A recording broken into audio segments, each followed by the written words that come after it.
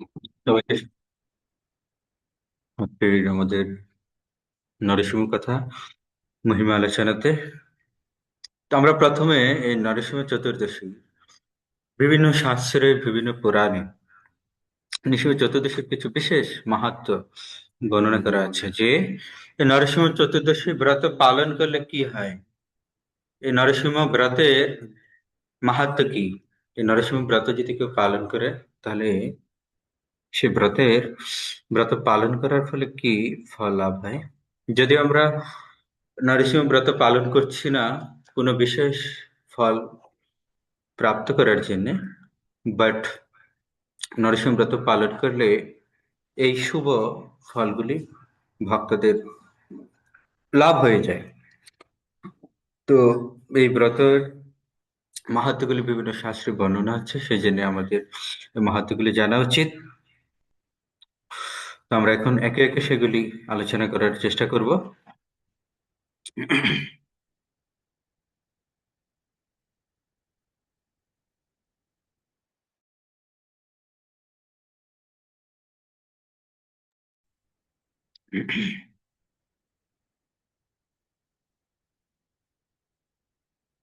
তো বৃহৎ নারদীয় পুরাণে একটা খুব সুন্দর শ্লোক আছে যেখানে বলা হচ্ছে যে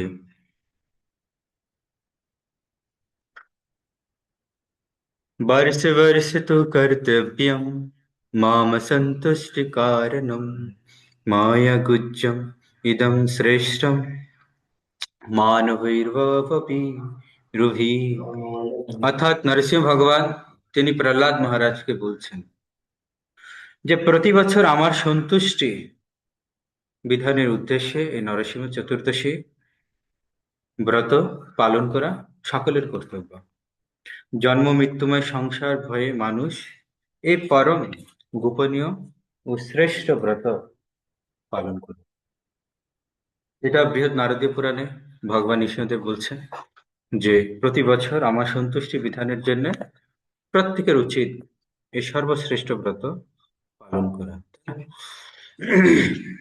এবং সেই পুরাণে বলা হচ্ছে যে নরসিংহ চতুর্দশী ব্রত মাহাত্ম্য যদি কেউ জাস্ট শ্রবণ করে তাহলে অনন্ত ফল লাভ হয়। এবং একটি নরসিংহ ব্রত হচ্ছে 1000 একাদশী ব্রতের সমান। তার মানে কত মহিমান্বিত এই ব্রত, তাই না? এবং সেই সাথে বলা হচ্ছে 1 লক্ষ, 10 লক্ষ দুর্গা অষ্টমী ব্রত যদি কেউ করে সেটা একটা নরসিংহ চতুর্দশী ব্রতের ফলের সমান, তাই না? এভাবে এটা নরসিংহ ব্রতের গুরুত্বকে বোঝানো হচ্ছে শাস্ত্রে। কিন্তু আমরা কোনো ফল লাভের জন্য এই ব্রত পালন করছি না, যেটা একটু আগেই বৃহৎ নারদীয় পুরাণ থেকে আমরা জানলাম যে নরসিংহ ভগবানের প্রসন্ন বিধানের জন্য এই ব্রত পালন করা প্রতিটি ভক্তের কর্তব্য। তো মহাদেব, শিব, তারপর ব্রহ্মা, দুর্গা দেবী সহ দেবলোকের সকল দেবদেবীগণ প্রত্যেকে এই নৃসিংহ চতুর্দশীতে অত্যন্ত নিষ্ঠা ভরে তারা উপবাস পালন করেন ভগবান নৃসিংহদেবের সন্তুষ্টি বিধানের জন্য। এমন নয় যে শুধুমাত্র এই মর্তলোকে আমরা যারা আছি মর্তলোকবাসীরাই নরসিংহ চতুর্দশী পালন করে। যারা ঊর্ধ্বলোকে আছে, ঊর্ধ্বলোকের যারা অধিবাসীগণ, বিভিন্ন দেবতা, মুনি ঋষি, ইভেন ব্রহ্মা এবং শিব পর্যন্ত, তারা পর্যন্ত এই নরসিংহ চতুর্দশী ব্রত পালন করেন। তাহলে আমাদের মর্তলোকে মনুষ্যদের কি কথা। এবং বলা হচ্ছে সৃষ্টির শুরুতে ব্রহ্মা তিনি এই ব্রত পালন করেছিলেন কেন? এই সৃজনী শক্তি লাভ করার জন্য। ভগবান ব্রহ্মার হৃদয়ে এই দিব্যজ্ঞান প্রদান করলেন, সমস্ত সৃষ্টি তত্ত্ব মহত্তত্ত্বের উপাদানগুলো সৃষ্টি করলেন। কিন্তু কি করে সৃষ্টি কার্য সম্পাদন করবেন, সেই সৃজনী শক্তি প্রাপ্ত হওয়ার জন্য ব্রহ্মা স্বয়ং এই নরসিংহ ব্রত পালন করেছিলেন। তারপর আমরা শিব পুরাণে দেখি যে কিভাবে ত্রিপুরাসুরকে এই মহাদেব বধ করেছিলেন। ত্রিপুরাসুর মহাদেবের অত্যন্ত একনিষ্ঠ ভক্ত ছিলেন।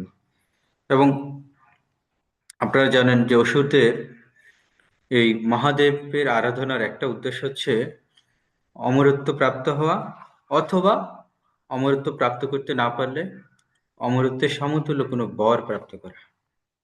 সেরকম এক ভক্ত ছিল ত্রিপুরাসুর। তো এই ত্রিপুরাসুর যখন অত্যন্ত পরাক্রমশালী হয়ে যায়, তখন সে মহাদেবকে পরাস্ত করার জন্য মহাদেবের সাথে যুদ্ধ ঘোষণা করে। তো মহাদেবের বরে সে অত বলীয়ান হয়ে যায় যে মহাদেব পর্যন্ত তার সঙ্গে যুদ্ধ করে পেরিয়ে উঠছিলেন। তখন এই মহাদেব ভগবান বিষ্ণুর কাছে প্রার্থনা নিবেদন করেন, কি উপায়? তখন ভগবান বিষ্ণু নির্দেশে এই মহাদেব তিনি নরসিংহ ব্রত পালন করেছিলেন। আর তার ফলে মহাদেব নরসিংহ ভগবানের কৃপায় ত্রিপুরাসুরকে বধ করতে পেরেছিলেন। যার জন্য মহাদেবের আরেকটি নাম হচ্ছে ত্রিপুরারি, যেহেতু তিনি ত্রিপুরাসুরকে বধ করেছিলেন। তারপরে আমরা দেখি যখন দেবতারা স্বর্গরাজ্যে চ্যুত হয়েছিলেন অসুরদের পরাক্রমের কারণে, তখন তারা নরসিংহ ব্রত পালন করেছিলেন। এবং শুধু তাই নয়, এই দেবতারা পূর্ব জন্মে এই নরসিংহ ব্রত পালন করেছিলেন, যার কারণে নরসিংহ ভগবানের কৃপায় তারা এরকম দেব শরীর প্রাপ্ত হওয়ার বিশেষ সৌভাগ্য লাভ লাভ করেছিলেন। তারপরে আমরা দেখি যে যখন হিরণ্যকশিপু যখন প্রবল পরাক্রমের দ্বারা সমস্ত স্বর্গমর্ত পাতাল ত্রিভুবনকে সে তার আসরিক পরাক্রমের দ্বারা সে এই ত্রিলোককে পালন করছিলেন, স্বর্গের একজন দেবতা শনিদেব, শনিদেবকে সে তার চাকর রূপে, শুধু শনিদেবকে নয় সমস্ত দেবতাদেরকে সে তার চাকর বানিয়েছিল। তো এই শনিদেবকে সে তার সিংহাসনের ঠিক নিচে স্থাপন করেছিল। শনিদেবের পিঠের উপরে হিরণ্যকশিপু তার পদস্থাপন করতেন। একইভাবে আমরা দেখি যখন রামলীলায় যখন রাবণ মহাদেবের কৃপায় অত্যন্ত বলীয়ান হয়েছিলেন, সেও শনিদেবকে তার চাকর বানিয়েছিল। শনিদেবের পিঠে সে তার পদ স্থাপন করতেন। তো শনিদেব অত্যন্ত ব্যথিত হতেন এবং এই যন্ত্রণা থেকে মুক্তি লাভের জন্য শনিদেব নরসিংহ ভগবানের আরাধনা করেছিলেন। এবং নরসিংহ ভগবানের কৃপায় যখন এই রাবণের দাসত্ব থেকে মুক্ত হয়েছিলেন, তখন শনিদেব তিনি খুব সুন্দরভাবে নরসিংহ ভগবানের প্রার্থনা করেছিলেন, যেটি আমরা শাস্ত্রে দেখি ভবিষ্যত্তর পুরাণে শ্রী শ্রী শনিদেব কৃত নরসিংহ স্তোত্রম। এই শনিদেব কৃত নরসিংহ স্তোত্রমে শনিদেব খুব সুন্দরভাবে তিনি নরসিংহ ভগবানের অনেক গুণমহিমা কীর্তন করছেন। এবং সেখানে ভগবান নৃসিংহদেব শনিদেবকে বর দিয়েছেন যে প্রতি শনিবার যদি কেউ তোমার এই রচিত শনিদেব কৃত নরসিংহ স্তোত্রম যদি কেউ পাঠ করে, তার উপর কোনোদিন এই শনি গ্রহের প্রভাব পড়বে না। তো এরকম ভাবে শনিদেব নরসিংহ ভগবানের কৃপা অনুগ্রহ করেছিলেন। তারপর বেশ্যাও এই ব্রত প্রভাবে শুকচারিণী হয়েছে। যেরকম আমরা দেখি এই নরসিংহ লীলায় প্রহ্লাদ মহারাজ পূর্বজন্মে তিনি তার এক বান্ধবী ছিল, সেও প্রায় বেশ্যার মতো ছিল। তো দুজনেই একদিন আনন্দ সুখ আস্বাদনের জন্য তারা বনভ্রমণ করেছিল, কিন্তু সেদিন তাদের মধ্যে মনোমালিন্য হয়। ফলে তারা সারা রাত না খেয়ে এবং মৌনব্রত পালন করেছিলেন এবং উপবাস করেছিলেন। কিন্তু সৌভাগ্যক্রমে সেই দিনটা নরসিংহ চতুর্দশী ছিল, আর তারা যে জায়গায় অবস্থান করছিলেন সেই জায়গাটা পূর্বকল্পে সেই জায়গায় নরসিংহ মন্দির ছিল। তো যার জন্য অজান্তে তাদের অজ্ঞাতসারে নৃসিংহ ব্রত পালন হয়ে যায়। তো প্রহ্লাদ মহারাজ পূর্বজন্মে অজ্ঞাতসারে নরসিংহ ব্রত পালন করাতে পরবর্তী জীবনে তিনি খুব মহান ভক্ত হয়ে যান। আর প্রহ্লাদ মহারাজের সেই বান্ধবী, সেই বেশ্যাটাও যে অজ্ঞাতসারে এই নরসিংহ ব্রত পালন করেছিলেন, তিনিও পরবর্তীতে অপ্সরা শরীর লাভ করেন এই নরসিংহ ব্রত প্রভাবে। সেজন্য নরসিংহ ভগবান তিনি নরসিংহ পুরাণে বলছেন, আমার ব্রত দিন জেনেও যে ব্যক্তি লঙ্ঘন করে এই ব্রত, চন্দ্র সূর্য যতদিন থাকবে ততদিন তাকে নরক যন্ত্রণা ভোগ করতে হবে। যদিও আমার ভক্তরা এই ব্রত করে থাকে, তবুও প্রত্যেকের এই ব্রতে অধিকার আছে। শুধু এমন নয় যে যারা কৃষ্ণ ভক্ত তারাই নরসিংহ ব্রত পালন করবে, সকলের এই ব্রতে অধিকার আছে। এবং এই নরসিংহ ব্রত জানা সত্ত্বেও যদি কেউ এই নরসিংহ ব্রত পালন না করে, যেটা নরসিংহ ভগবান বলছেন, যতদিন চন্দ্র সূর্য থাকবে ততদিন তাকে নিয়ত নরক যন্ত্রণা ভোগ করতে হবে। তারপর আরো কিছু মাহাত্ম্য বলা হচ্ছে, যে সমস্ত মানুষ আমার এই ব্রত শ্রেষ্ঠ পালন করবে, শত কোটি কল্প তাদের এই সংসারে আর পুনরাগমন হবে না। কে বলছেন? স্বয়ং ভগবান বিষ্ণুদেব বলছেন যে কেউ যদি নিষ্ঠা ভরে এই নরসিংহ ব্রত পালন করে, তাহলে শত কোটি কল্প তাকে আর এই সংসার চক্রে পুনরাগমন করতে হবে না। আমার ব্রত প্রভাবে অপুত্র ভক্ত পুত্র লাভ করে, দরিদ্র ধনশালী হয়, তেজস্কামী তেজ লাভ করে, রাজ্যকামী রাজ্য পায়, আয়ুষ্কামী দীর্ঘায়ু লাভ করে। আমাদের মায়াপুর নৃসিংহদেবের অনেক এরকম মহিমা আছে। অনেক ভক্তরা নরসিংহ ভগবানের জাস্ট পূজা করার মাধ্যমে তারা অনেক ভক্তপুত্র প্রাপ্ত হয়েছে। এই জন্য বলেছে অপুত্র ভক্তপুত্র লাভ করে, আয়ুষ্কামী দীর্ঘায়ু লাভ করে। স্ত্রী লোকের আমার এই চতুর্দশী ব্রত পালন করলে ভাগ্যবতী হয়। এই ব্রত সৎপুত্র প্রদ, অবৈধব্যকর ও পুত্র সুখ বিনাশন, দিব্য সুখপ্রদ। তো আপনারা যারা নরসিংহ কবচ পাঠ করেন, সেই কবচের মধ্যেও দেখবেন এই মাহাত্ম্যগুলি আছে। কাকবন্ধ চ জনারি মৃত বৎস, যে নরসিংহ ব্রত পালন করা হলে এরকম যাদের অপুত্র তাদের পুত্র প্রাপ্ত হয়। হম এবং শুধু সাধারণ কোনো পুত্র নয়, ভক্ত তেজস্বী পুত্র। এভাবে বিভিন্ন শাস্ত্রে বিভিন্ন পুরাণে নরসিংহ ভগবানের এই নরসিংহ ব্রত পালন করলে কি হয় সে সম্বন্ধে খুব সুন্দর বর্ণনা আছে। এখন আমরা এই নৃসিংহ দেবের এই যে নরসিংহ চরিত কথা আমরা শ্রবণ করি বিভিন্ন নরসিংহ চতুর্দশীতে। তো আমরা এখন এই নরসিংহ লীলা থেকে কিছু লেসন আমরা আলোচনা করব। যে সব থেকে বড় গুরুত্বপূর্ণ বিষয়টা হচ্ছে এটা, যে আমরা প্রতি বছর নরসিংহ চতুর্দশী পালন করছি। নরসিংহ ব্রত পালন করলে কি ফল লাভ হয় সেটাও আমরা শ্রবণ করছি।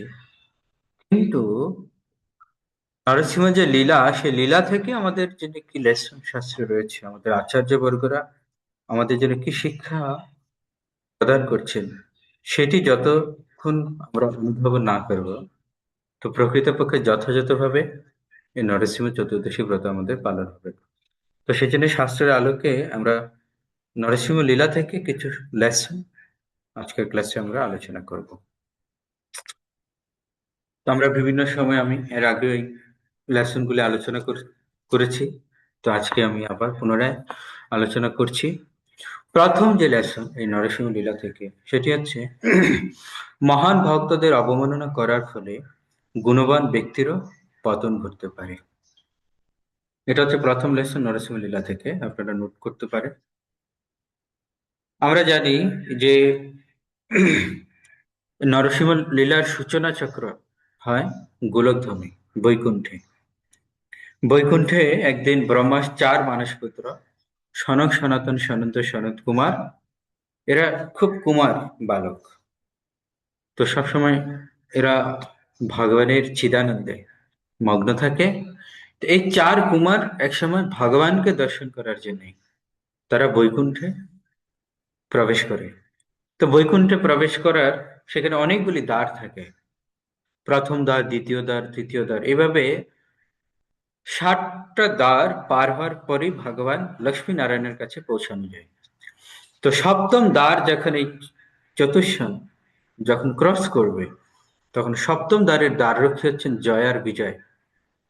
তো জয় আর বিজয় দেখছে এই 4টা শিশু নগ্ন অবস্থায় তারা বৈকুণ্ঠে প্রবেশ করে গেছে, আর এখন সপ্তম দ্বারকে ক্রস করে ভগবান নারায়ণকে দর্শন করার দুঃসাহস করছে। তো তারা তখন তাদেরকে বাধা দিয়েছে যে কত বড় দুঃসাহস তোমাদের, ছোট ছোট বাচ্চা তোমরা, আর এভাবে নগ্ন অবস্থায় বৈকুণ্ঠে প্রবেশ করেছ, আবার ভগবানকে দর্শন করার প্রয়াস করছো। এভাবে তাদেরকে তাদের দ্বার রুদ্ধ করে দেয়। আর তখন এই 4 পুত্র ব্রহ্মার, জয় আর বিজয় জানতো না এটা যে সাধারণ শিশু নয়। তো তারা এদেরকে সাধারণ ছোট বালক শিশু মনে করেছিল।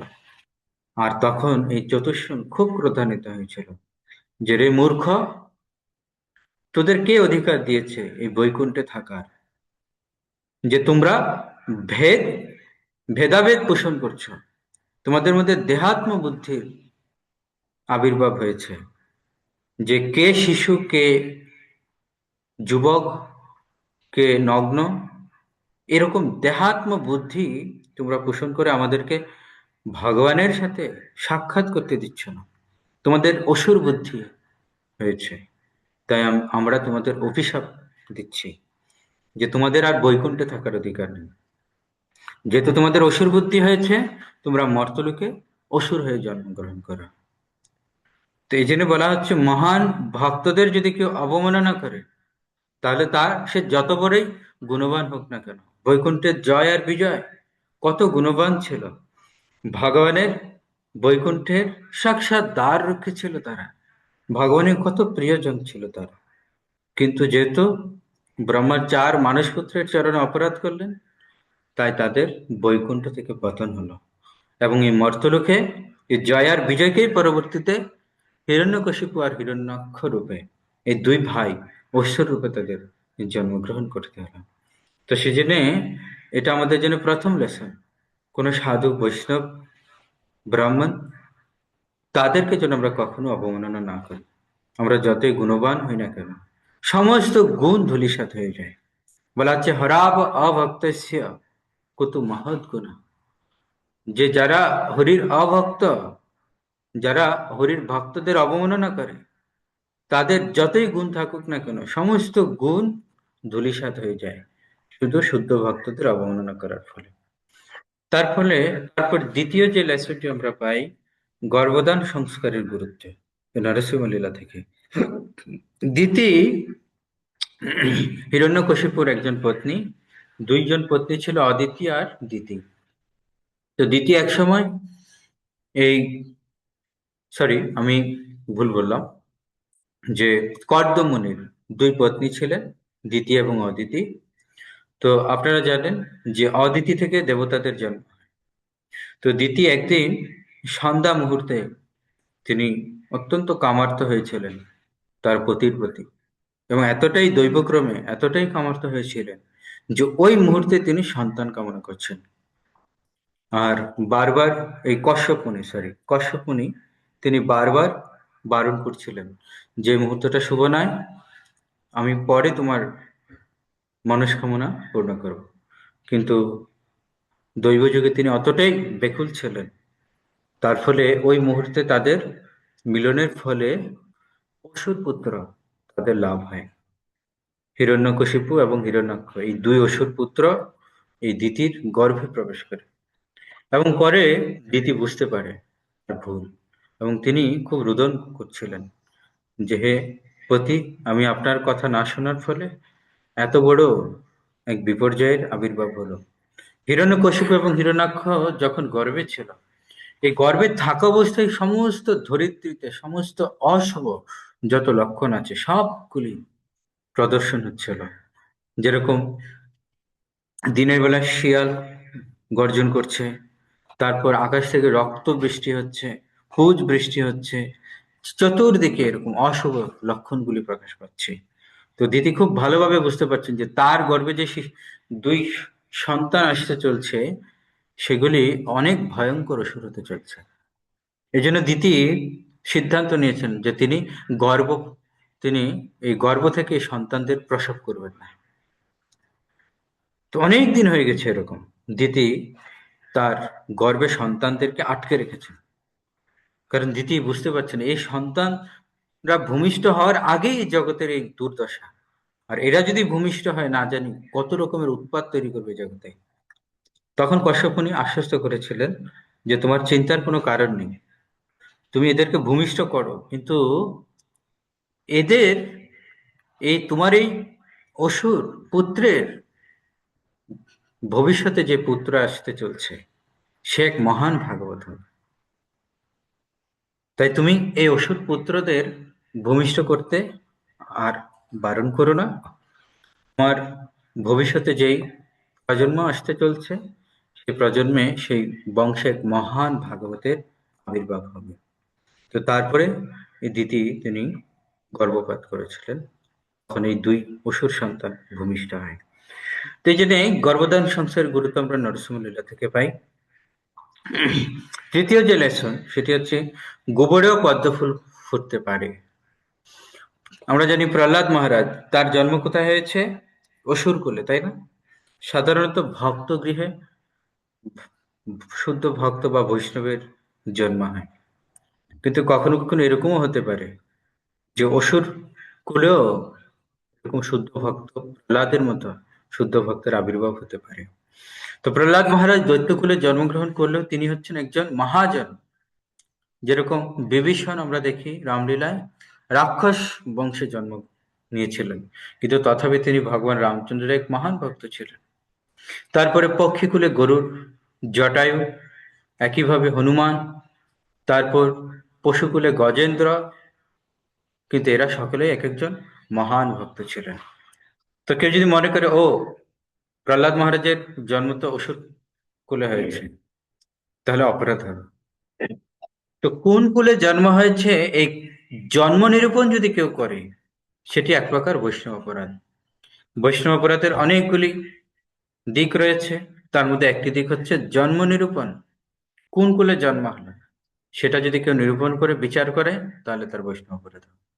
যেরকম আমরা দেখি বলি মহারাজ, তিনি মহান ভক্ত ছিলেন, কিন্তু বলি মহারাজের জন্ম অসুরকুলে হয়, কিন্তু তথাপি তিনি মহান ভক্ত ছিলেন। তো সেই জন্য বলা হচ্ছে নারদমণি ও পর্বতমণি হিরণ্যকশিপুর কানে বিষ্ণু বিষ্ণু শব্দ যখন কীর্তন করেন, এই লীলাটা আমরা শুনেছি এর আগে, যে এই প্রহ্লাদ মহারাজের অসুরকুলে জন্মগ্রহণ করার রহস্যটা কি ছিল। যখন তার পিতা হিরণ্যকশিপু যখন মন্দার পর্বতে যখন তপস্যা করতে যান, তখন এই নারদমুনি এই হিরণ্যকশিপুর তপস্যা ভঙ্গ করার জন্য তিনি হিরণ্যকশিপুর কানের কাছে গিয়ে তিনি এরকম শ্রী বিষ্ণু কীর্তন করছেন। আর হিরণ্যকশিপুর শত্রু হচ্ছে বিষ্ণু। কেন? কারণ তার আগে তার ছোট ভাই হিরণ্যাক্ষকে ভগবান বিষ্ণু বধ করেছিল। তাই শত্রুর নাম শোনা মাত্রই তিনি অত ক্রোধান্বিত হয়েছিলেন যে ফলশ্রুতিতে তার তপস্যা সেখানেই ভঙ্গ হয়ে যায়। তখন হিরণ্যকশিপু চিন্তা করলেন যে আমি কেন এরকম ক্রোধান্বিত হলাম, নিশ্চয় আমার হৃদয়ে অনেক কাম রয়েছে। সমস্ত শাস্ত্রের জ্ঞান হিরণ্যকশিপুর ছিল। তিনি জানতেন কাম এসে ক্রোধ এসে রজগুণের সমুদ্ভব, যে রজগুণ থেকে কামের উদ্ভব হয়, কাম থেকে ক্রোধের উদ্ভব হয়। তো যেহেতু আমি ক্রোধান্বিত হয়েছি তার মানে আমার মধ্যে কাম রয়েছে। তো এই কামকে প্রশমিত করার জন্য তিনি পুনরায় রাজভবনে ফিরে গেলেন, তার পত্নী কয়াদুর সঙ্গ করলেন। কিন্তু যখন কয়াদুর সঙ্গ করছেন তখন বারবার তার মাথায় ওই চিন্তা আসছে যে কি করে একটা পক্ষী তার কানের কাছে এসে শ্রী বিষ্ণু নাম জপ করছিল, যার ফলে তার ধ্যান ভঙ্গ হয়ে গেল, তপস্যা ভঙ্গ হয়ে গেল। তো এই হিরণ্যকশিপু কয়াদুর যখন সঙ্গ করছিলেন, তো সেই মুহূর্তে তিনি ভগবান বিষ্ণুর কথা, ভগবান বিষ্ণুর নামের কথা চিন্তা করছিলেন। যার যেটা শাস্ত্রে বলা হচ্ছে যে হিরণ্যকশিপুর এরকম, হিরণ্যকশিপুর তার বীর্য থেকে এই প্রহ্লাদ মহারাজের মতো মহান আত্মা তিনি কয়াদুর গর্ভে প্রবেশ করেছিলেন। এই জন্য দেখবেন আপনারা, যখন নরসিংহ ভগবান হিরণ্যকশিপুকে যখন বধ করেন, হিরণ্যকশিপুর তনুকে যখন বিদীর্ণ করেন, আমরা প্রতিদিন কীর্তন করি যে তনুবৃঙ্গ, হিরণ্য কশিপুর যখন তনুকে বিদীর্ণ করেন, তখন ভগবান নৃসিংহদেব হিরণ্যকশিপুর যে ইন্টেস্টাইন আছে, হ্যাঁ, তার উদরে যে ইন্টেস্টাইন আছে, সেই নারীকে ভগবান নৃসিংহদেব তার মাল্য রূপে ধারণ করেছিলেন। কেন মাল্য রূপে ধারণ করেছিলেন? পুরো বক্ষটা বিদীর্ণ করে চৌচির করে ফেলে, কিন্তু হিরণ্যকশিপুর তার উদরের যে নাড়ি ঘুরি আছে ওটাকে বের করে ভগবান মালা রূপে ধারণ করেছিলেন। কেন? কারণ হচ্ছে প্রহ্লাদ মহারাজের সে আত্মা হিরণ্যকশিপুর, বলা হচ্ছে যে যে শুক্র কিভাবে পিতার বীর্য থেকে মাতার গর্ভে প্রবেশ করে, তার আগে সেই শুক্রের মধ্যে যে আত্মাটা থাকে, সে আত্মাটা সেই পিতার এই ইন্টেস্টাইন দিয়ে সেটা শুক্রে প্রবেশ করে, বীর্যে প্রবেশ করে। তো প্রহ্লাদ এই ভগবান নরসিংহদেব চিন্তা করলেন যে এই প্রহ্লাদ মহারাজের আত্মা এই হিরণ্যকশিপুরে ইন্টেস্টাইন দিয়ে প্রবেশ করেছিল কয়াদুর গর্ভে। তো যার জন্য এই ইন্টেস্টাইনটা পবিত্র ছিল, তো যার জন্য এটাকে ভগবান নরসিংহদেব মাল্যরূপে ধারণ করেছিলেন। তো কত পাওয়ারফুল এই প্রহ্লাদ মহারাজের এই ভক্তি। তো এটা একটা লেসন আমরা আমরা নরসিংহ লীলা থেকে। তারপরে আরেকটা লেসন আমরা যেটা পাই সেটা হচ্ছে ভগবত ভক্তির কোনো ক্ষয় কিংবা ব্যয় নেই। যে লীলাটা আমি একটু আগে বললাম যে পূর্বকালেতে, পূর্বজন্মে প্রহ্লাদ মহারাজ এই নরসিংহ ব্রত পালন করার কারণে এই জীবনে তিনি অত বড় ভক্ত হয়েছিলেন। প্রহ্লাদ মহারাজ কেন অত বড় ভক্ত হতে পেরেছিলেন? অনেকগুলি কারণ আছে। তার মধ্যে একটা কারণ হচ্ছে পূর্ব জীবনে তিনি নরসিংহ ব্রত পালন করেছিলেন অজ্ঞাতসারে। প্রহ্লাদ মহারাজ তিনারা 4 ভাই ছিলেন, সদাচারী ব্রাহ্মণের পুত্র ছিলেন এনারা। কিন্তু তার বড় 3 ভাই সদাচারী ব্রাহ্মণ ছিলেন, কিন্তু প্রহ্লাদ মহারাজ তিনি সদাচার অনুশীলন করতেন না। তিনি তার পিতার অবাধ্য ছিলেন এবং তিনি বেশ্যা বালিকার সঙ্গ করতেন, এবং কালক্রমে একদিন দুজনে আনন্দ ফুর্তি করার জন্য বন ভ্রমণ করেন। সেখানে তাদের মধ্যে কলহ হয় এবং সেই রাত্রিতে অজ্ঞাতসারে তারা এই ব্রত পালন করেছিলেন, যার প্রভাবে প্রহ্লাদ মহারাজ তিনি তার পূর্ব জীবনে সমস্ত পাপ থেকে মুক্ত হয়েছিলেন। এবং পরবর্তীতে আমরা জানি কিভাবে কয়াদুর গর্ভে যখন প্রহ্লাদ মহারাজ ছিলেন, তখন প্রহ্লাদ মহারাজের মাতা কয়াদু তিনি নারদ মুনির আশ্রমে ছিলেন। কতদিন ছিলেন? যতদিন হিরণ্যকশিপু তপস্যা শেষ না করে ফিরে আসছেন ততদিন ছিলেন। হিরণ্যকশিপু কতদিন তপস্যা করেছিলেন? 10,000 বছর তপস্যা করছিলেন। মানে নারদ মুনির আশ্রমে মাতা কয়াদু 10,000 বছর অবস্থান করছিলেন। তাহলে চিন্তা করুন, 10,000 বছর একটা আত্মা শুদ্ধ ভক্ত নারদ মুনির কাছ থেকে ভাগবত কথা শুনেছিলেন। তাহলে তিনি শুদ্ধ ভক্ত হবেন না তো কে হবেন? সেজন্য প্রহ্লাদ তার মায়ের গর্ভ থেকে ভূমিষ্ঠ হওয়ার পর তিনি তার গুরুদেব নারদ মুনির কাছ থেকে প্রাপ্ত সমস্ত শিক্ষা তিনি তার হৃদয়ে ধারণ করেছিলেন। এই জন্য বলা হচ্ছে ভক্তির কোনো ক্ষয় নেই। পূর্ব জন্মে প্রহ্লাদ মহারাজ অজ্ঞাতসারে ভক্তি করলেও সেটি অক্ষয় হয়েছিল, এবং যার ফলে পরবর্তী জীবনে তিনি এক মহান ভক্তি পরিণত হয়েছিলেন। তারপরে পঞ্চম যে লেসনটি আমরা পাই সেটি হচ্ছে সাধু সঙ্গ অত্যন্ত শক্তিশালী ও সংক্রামক। বলা হচ্ছে প্রহ্লাদ মহারাজ মাতৃগর্ভে থাকাকালীন সময়ে অল্প সময়ের জন্য নারদ মুনির সঙ্গ পেয়েছিলেন, আর তার ফলে তিনি মহাভগবত ভক্তে পরিণত হয়েছিলেন। আর প্রহ্লাদের সঙ্গ পেয়ে দৈত্য বালকেরও ভক্তে পরিণত হয়েছিলেন। তো কয়াদুর গর্ভে প্রহ্লাদ মহারাজ থাকা অবস্থায় প্রতিদিন তো নারদ মুনির মতো শুদ্ধ ভক্তের কাছ থেকে ভাগবত শুনতেন। তো যার জন্য প্রহ্লাদ মহারাজ শুদ্ধ ভক্ত হয়ে গেলেন। কিন্তু প্রহ্লাদ মহারাজ বাল্যাবস্থায় তার যারা সহপাঠীরা ছিল তিনি যখন গুরুকুলে পড়াশোনা করতেন সেখানে তো আর বৈষ্ণব শিক্ষা শেখানো হতো না। তার গুরুদেব ছিল ষণ্ড আর অমর। তিনারা প্রহ্লাদ মহারাজকে এই আসরিক বিদ্যা শিখাতো। কিন্তু আসরিক বিদ্যা শিখালেও প্রহ্লাদ মহারাজ সেগুলি দ্বারা প্রভাবিত না হয়ে উপরন্তু তার সহপাঠীদেরকে তিনি ভাগবত ভক্তি শিক্ষা প্রদান করতেন। তো প্রহ্লাদ মহারাজের মতো শুদ্ধ ভক্তের সঙ্গ পেয়ে তার সহপাঠীরাও ভগবান বিষ্ণুর ভক্ত পরিণত হয়েছিল। তো এই জন্য বলা হচ্ছে সাধু সঙ্গ হচ্ছে অত্যন্ত শক্তিশালী। যদি শুদ্ধ ভক্তের কিঞ্চিত সঙ্গ যদি কেউ করে, তাহলে তার ভাগবত ভক্তি অত্যন্ত পুষ্টি লাভ করে। তো এটা একটা লেসন আমরা এই নরসিংহ লীলা থেকে পাই। তারপরে 6 নম্বর যে লেসন, সেটি হচ্ছে ক্ষমতার অপব্যবহার করলে দীর্ঘদিনের তপস্যা অল্পকালের মধ্যে বিনষ্ট হয়ে যায়। এই যে হিরণ্যকশিপু 10,000 বছর মন্দার পর্বতে তপস্যা করেছিলেন, ব্রহ্মার কাছ থেকে যে বরগুলি প্রাপ্ত করেছিলেন তিনি, এগুলি বলতে গেলে প্রায় অনেকটা অমর বরের মতোই। যেরকম আমরা জানি যে বরগুলি তিনি লাভ করেছেন, তিনি ব্রহ্মার কাছে প্রথম বর চেয়েছিলেন যে আমি অমর হতে চাই। তো ব্রহ্মা বললেন আমি নিজেই তো অমর নই, তোমাকে কি করে অমর করে দেব। তখন এই হিরণ্যকশিপু ছলে বলে ব্রহ্মার কাছে এমন কিছু বর চেয়ে নিলেন, তা আপাত দৃষ্টিতে মনে হচ্ছে যে এক প্রকার অমরত্ব বরই যেন ছিনিয়ে নিলেন তিনি। যে দিনে মৃত্যু হবে না, রাতেও মৃত্যু হবে না, কোনো মানুষ পশু তাকে মারতে পারবে না, কোনো অস্ত্রে তার মৃত্যু হবে না, ঘরের ভিতরে ঘরের বাইরে মৃত্যু হবে না, তারপর কোনো দেবতা দানব মুনি ঋষি কারো অভিশাপে তার মৃত্যু হবে না। তার মানে আপনি যদি একটু অ্যানালাইসিস করেন, এই বরগুলি প্রাপ্ত করা মানে এক প্রকার অমর বর লাভের মতোই, তাই না?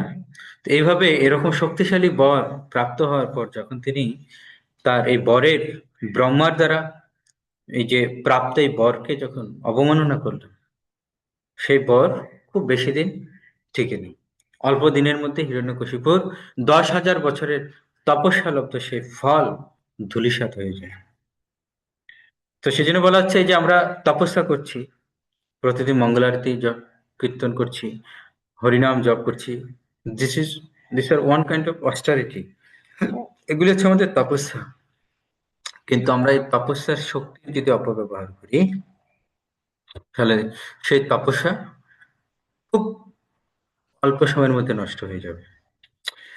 তারপর বলা হচ্ছে যে বৈষ্ণব অপরাধ অত্যন্ত ভয়ঙ্কর। হিরণ্যকশিপুর পতনের মূল কারণটা ছিল এটা, বৈষ্ণব অপরাধ। ব্রহ্মার বরকে অবমাননা করেছেন সেটাও মুখ্য কারণ ছিল না, কিন্তু সব থেকে মুখ্য কারণ ছিল প্রহ্লাদ মহারাজের মতো একজন শুদ্ধ ভক্তের চরণে তিনি অনেক অপরাধ করেছেন। যে কিভাবে প্রহ্লাদ মহারাজকে নির্যাতন করেছিলেন তার পিতা হিরণ্যকশিপু। তো প্রহ্লাদের চরণে যে যেহেতু তিনি অপরাধ করেছিলেন, একের পর এক প্রহ্লাদ মহারাজকে কত রকম ভাবে নির্যাতন করেছিলেন হিরণ্যকশিপু। আর ভগবান বিষ্ণু তার রোষানল শুধু বেড়েই চলছিল।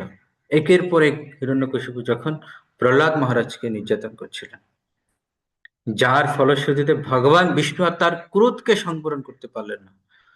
তিনি অত ক্রোধান্বিত হয়েছিলেন যে এই সৃষ্টিতে ভগবানের এরকম ক্রোধ এর আগে কেউ কোনোদিন দেখেনি। মাতা লক্ষ্মী দেবী এরকম ক্রোধ কখনো দেখেননি ভগবানের। তো এই বৈষ্ণব অপরাধের কারণেই হিরণ্যকশিপুর সমস্ত তপস্যা নষ্ট হয় এবং তার মৃত্যু হয়। অষ্টম যে শিক্ষা সেটি হচ্ছে অবশ্য রক্ষিবে কৃষ্ণ বিশ্বাস পালন। হিরণ্যকশিপু কত ভাবে প্রহ্লাদ মহারাজকে মারার চেষ্টা করেছিল, তাই না? আমাদের ভক্তিবিনোদ ঠাকুরের শরণাগতিতে একটা ভজন আছে যে তুমি তো মারিবে যারে কে তারে রাখিতে পারে। কৃষ্ণ, তুমি যদি কাউকে মারতে চাও কে তাকে রক্ষা করতে পারে? তুমি তো রাখিবে যারে কে তারে মারিতে পারে। তুমি যদি কাউকে রক্ষা করতে চাও কে তাকে মারতে পারে।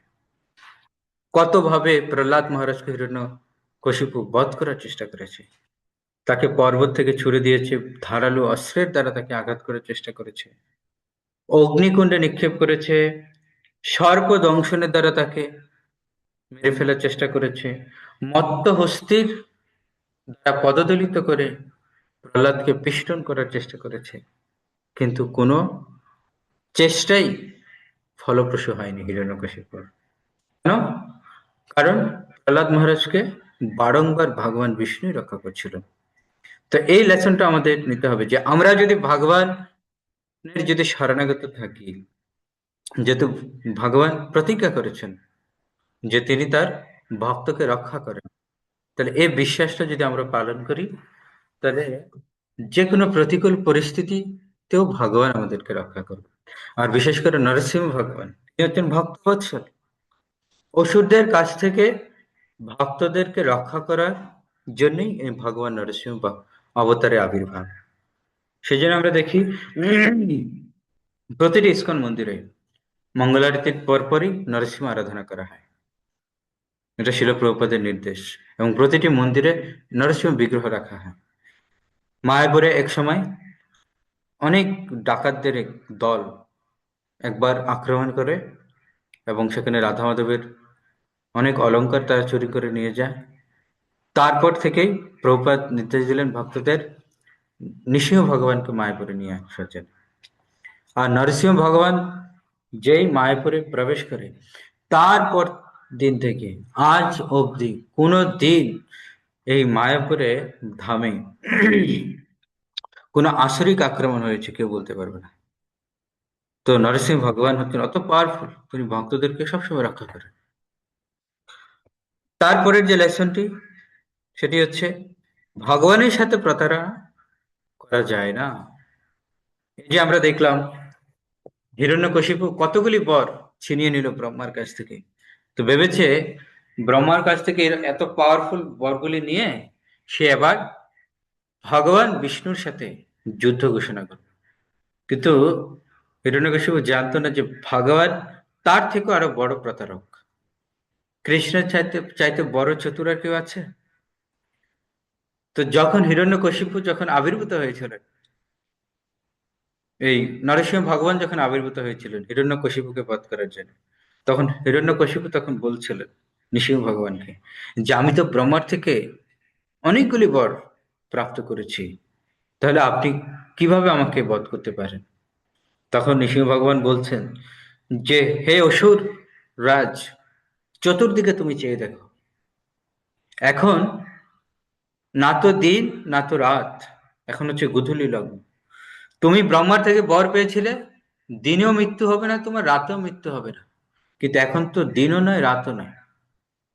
আর তুমি ব্রহ্মার থেকে বর পেয়েছিলে, কোনো মনুষ্য কোনো দেবতা তোমাকে মারতে পারবে না, কিংবা কোনো পশুও তোমাকে বধ করতে পারবে না।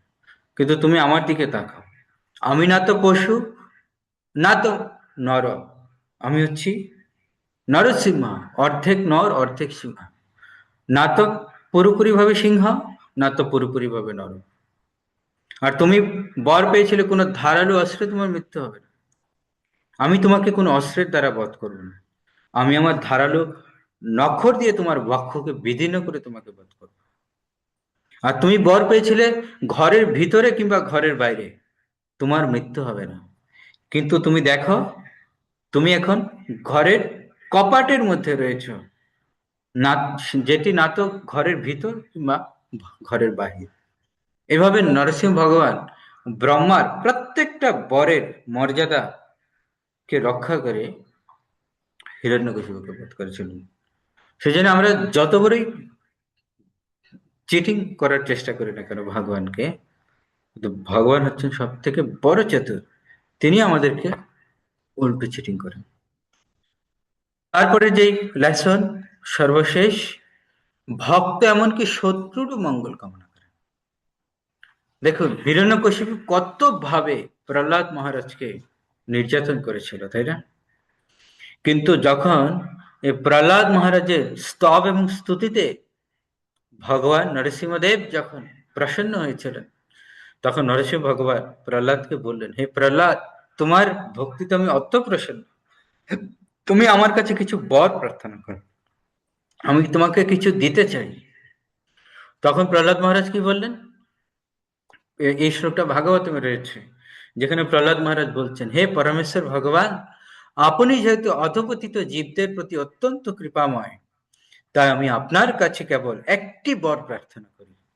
আমি জানি যে আমার পিতা মৃত্যুর সময় আপনার দৃষ্টিপাতের প্রভাবে পবিত্র হয়েছেন, কিন্তু আপনার অপূর্ব শক্তি এবং শ্রেষ্ঠত্ব সম্বন্ধে অজ্ঞ থাকার ফলে তিনি ভ্রান্তভাবে আপনাকে তার ভাতৃঘাতী বলে মনে করে অনর্থক আপনার প্রতি ক্রুদ্ধ হয়েছিলেন। তার ফলে তিনি সমস্ত জীবের পরম গুরু আপনাকে প্রত্যক্ষভাবে নিন্দা করেছেন এবং আপনার ভক্ত আমার প্রতি পাপাচরণ করেছেন। সেই সমস্ত দুরস্তর পাপ থেকে আপনি তাকে পবিত্র করুন। দেখুন, প্রহ্লাদ মহারাজকে হিরণ্যকশিপু কতভাবে নির্যাতন করেছেন, আর তার পিতার মৃত্যুর পর তিনি ভগবানের কাছে কি বর চাইলেন? নিজের জন্য কোনো বর চাইলেন না। তিনি ভগবানের কাছে প্রার্থনা করলেন যে আমার অসুর পিতাকে কৃপা করে তার সমস্ত পাপ আপনি ক্ষমা করেন, তিনি যেন আপনার সেই চরণ পাদপদ্ম লাভ করতে পারেন, আপনি তাকে সেইভাবে কৃপা করেন। এইভাবে আমরা এই নরসিংহ লীলা থেকে দেখি যে ভক্ত হচ্ছেন অজাত শত্রু, তার কোনো শত্রু নেই, তিনি শত্রুর জন্য ভগবানের কাছে প্রার্থনা করেন। তো এইভাবে এই নরসিংহ লীলা থেকে অনেক লেসন রয়েছে। আমরা সংক্ষিপ্তভাবে আজকের এই সেশনে নরসিংহ লীলার ব্রত মাহাত্ম্য এবং সেই সাথে নরসিংহ লীলা থেকে যে লেসন সেগুলি আমরা আলোচনা করলাম।